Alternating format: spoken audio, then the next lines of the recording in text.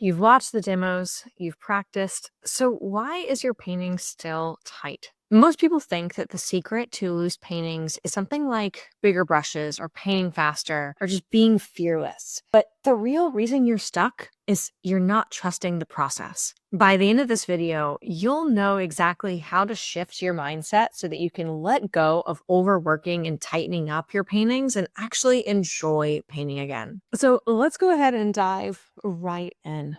And I need to start off with a harsh truth. All right, so imagine this. You want a teacher to push you, to not go easy on you. But what does that actually mean? I've been teaching for a long time and I've worked with literally hundreds of artists. And most of the time, I have learned that this is code for I want to get every conceivable piece of feedback right now so I don't waste time making beginner mistakes and spend a second longer than I need to at this beginner stage. But guess what? That's not how real progress works. Funnily enough, I find that the artists who are really concerned that I'm going to take it easy on them are often the ones who are most easily rattled when it comes to their work. And I've learned through really being with these artists through these moments that this really happens when you feel so vulnerable in making art. Maybe because you're embarrassed by the stage that you're at, or you just don't like being a beginner. You're not used to it,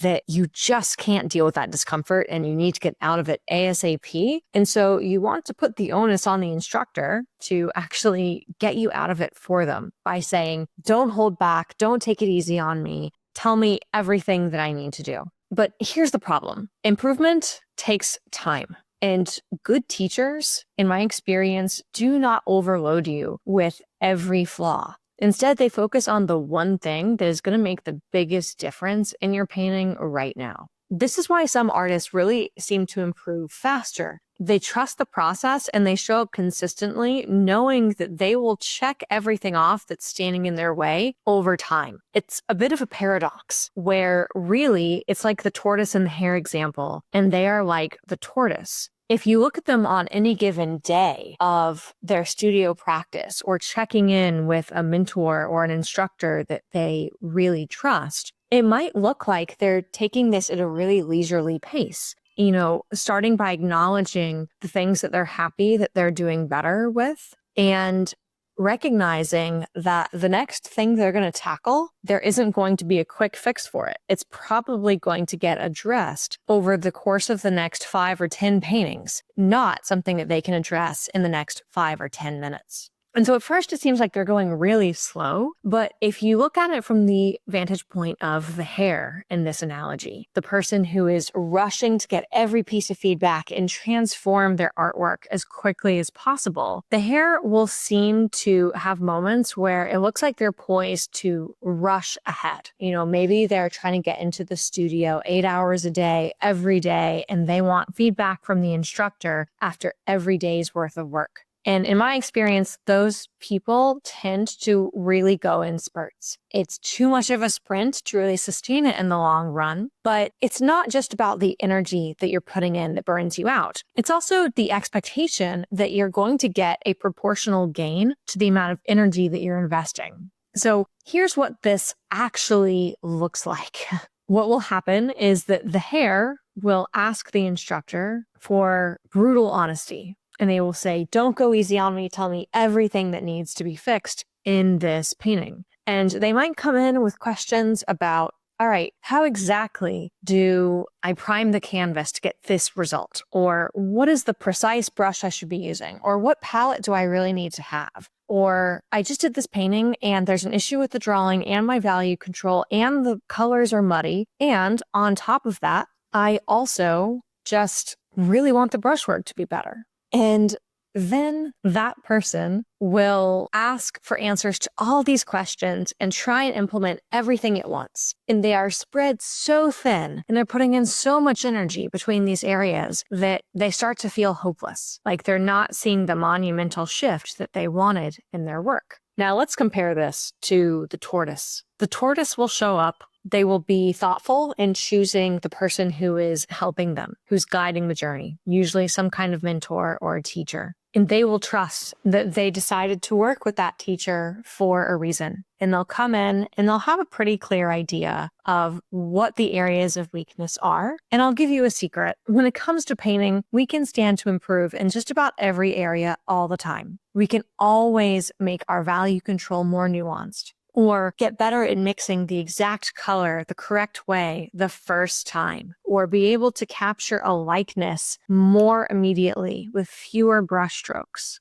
But they will come in, and despite having this laundry list of items that they need to address in their work to help it progress, they'll usually pick one thing. And the instructor will also be focused on that one thing. And they will say, all right, I think the most foundational problem I'm running into right now is I can get a really good drawing, but if I start by just blocking in big masses of color, finding the drawing is really tough. And so rather than getting distracted by things like working on their color accuracy or really focusing on their brushwork, which are really tempting because it can be really distressing when these things just aren't working the way we want them to.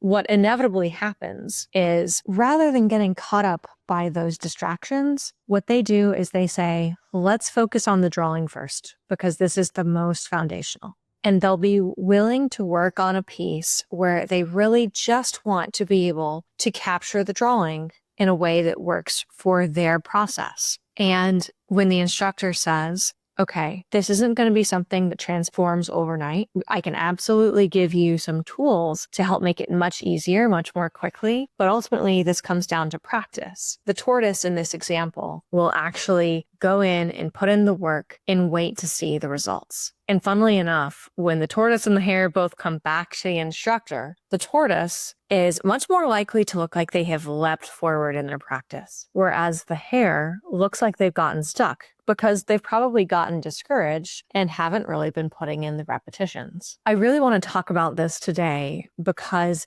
it is maybe the biggest thing that has set me up for success in my own practice. And it's an idea that I find myself coming back to day in, day out with the artists that I mentor and that I help. I find myself really reaffirming that certain things just take repetition. For instance, really getting a handle on mark making and control over your materials. So much of this comes down to feel. And I could have you use the exact right brush and hold it the perfect way and load the paint on it exactly the way you need to for a certain mark. But for the first couple hundred repetitions of putting these marks down, it's just going to feel foreign. And so my job as a mentor is to really help you to understand that your goal here is to get in the reps. And if you just get in the reps in a way that's set up for success, the progress is going to come.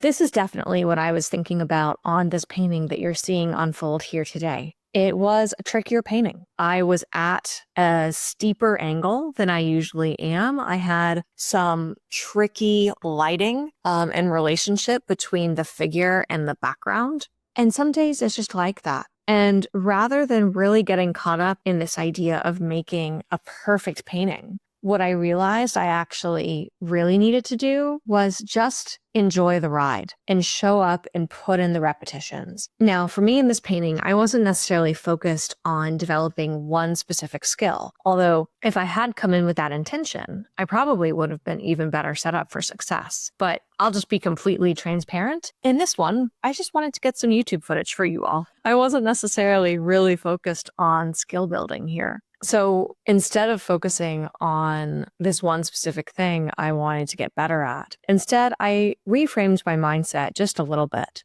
in terms of, so this is a tricky painting that I'm in today. I can tell I'm really going to have to work to control the anatomy and the drawing and get all of this right and really dial in the colors the way I want to and make sure that in terms of my values, I don't have highlights that are too bright or I'm not representing the eye in a way that weirdly throws off the likeness. I was actually juggling quite a few things. And sometimes that's the way it goes. We can't always focus on just one thing, although it definitely helps when we do. Instead, what I really wanted to focus on for this was simply to enjoy this and to be mindful of the challenges that came up. I think this is such a big thing for me in my painting practice, especially, is just being aware when I have something go wrong and be really thoughtful about recognizing what exactly is this thing. I talked about this in a previous YouTube video where I was painting Victor from Arcane. I was coming off of a break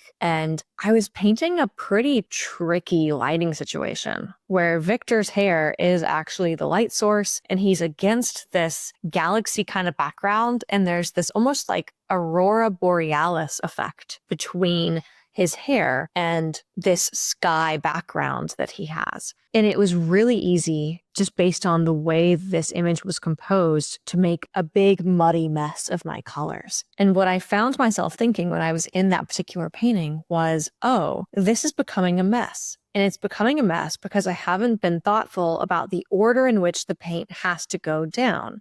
If I were doing this over again, what I would do is I would make sure that I was starting with my brightest, most chromatic colors first, and I would work them in order in a gradient so that they aren't interacting together to make mud, and so that like a black background isn't mixing them in and dulling the colors down. What's funny is that I painted that months ago, but because I had this moment of clarity and mindfulness when I was in the moment, I was able to give myself a really clear lesson that I can recall from memory and recite to you basically verbatim off the top of my head right now as I'm recording this video. And I want to have that kind of approach in any painting where it's a particular challenge, or maybe I'm just like not having the best day. This attitude of, hey, if I come in with the right mindset and I just enjoy this enough that I'm going to want to show up time and time again to make this happen, I'm going to get in the reps and I'm going to get through these challenges. Now, part of that is that I've been doing this long enough that I know what exercises actually make a difference. So I'm not just kind of going into the studio and spinning my wheels trying to figure it out. And that's really what I specialize in. So if you would like to learn more about how you can put this in place for yourself, I have a free masterclass down in the description that walks through my whole process start to finish. This is how I was able to get my work to a professional level with loose expressive portraits specifically. So it talks about the overall journey, and it breaks down specific exercises that were really instrumental for my growth, and exercises that I've also found are incredibly helpful for all of my students. So if this video was already helpful and you would like to get more actionable tips and strategies and tools that you can put into place for yourself, make sure you check out the link to that masterclass down below. I hope that this has been a helpful video for you. If you had one key takeaway, let me know what that was down in the comments. I really enjoy hearing how these resonate. And if there are certain mindset tips that you found really helpful, or things that help you to just enjoy the process and really just trust it, especially in places where you need more repetition in order to get the breakthrough you want, share those with me down below. I always like to learn from as many people as I can, and I would love to hear what's worked for you. I can't wait to hear from you, and until next time, happy painting.